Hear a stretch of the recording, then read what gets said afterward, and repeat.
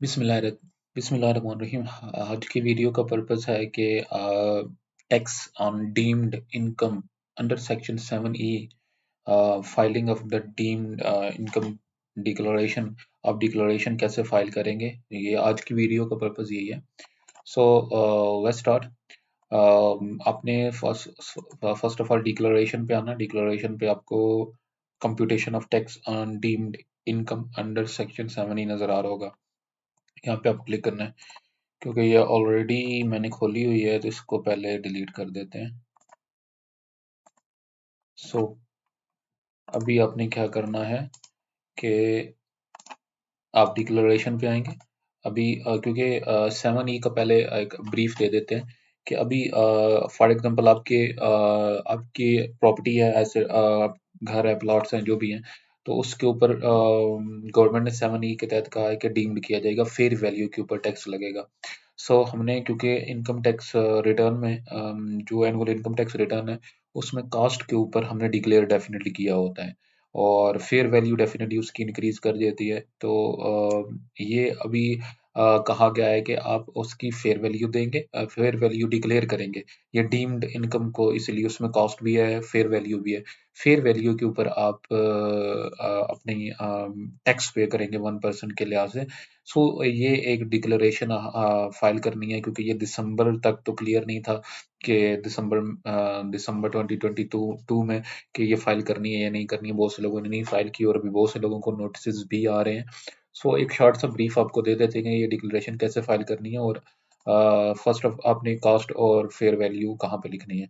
सो आपने यहाँ पे क्लिक क्लिक करना है। डिक्लेरेशन में आपकी computation of tax on deemed income under section 7E, इस पे क्लिक करना है। तो आपने पीरियड सेलेक्ट कर लेना है। अभी जैसे कि 2022 है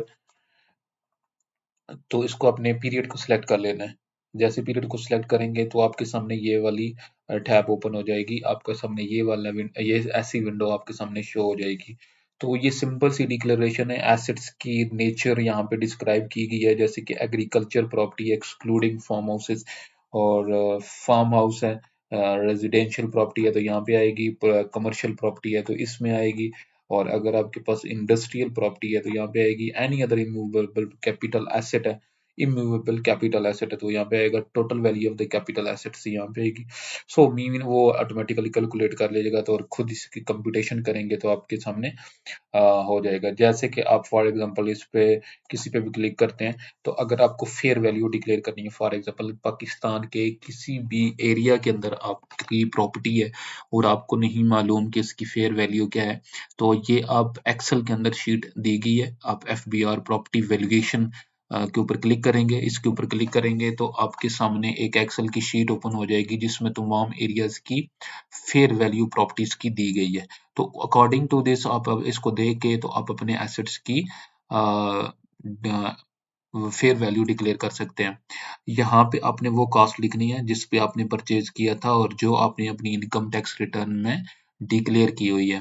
और यहाँ पे आपने ये जो FPR ने वैल्यूएशन शीट दी हुई है इसी को देख के अकॉर्डिंग टू आपकी जो भी जितनी भी प्रॉपर्टी है और जिस एरिया में है, जिस डिस्ट्रिक्ट जिस जिले में है, उसकी वैल्यू देख के आपने अकॉर्डिंगली फेयर वैल्यू पे क्लिक करना है, कैलकुलेट पे क्लिक करना है। तो देन अकॉर्डिंगली टोटल वैल्यूज आ जाएंगी और कंप्यूटेशन पे क्लिक करेंगे तो टैक्स पेएबल अगर बनता है तो वो आ जाएगा।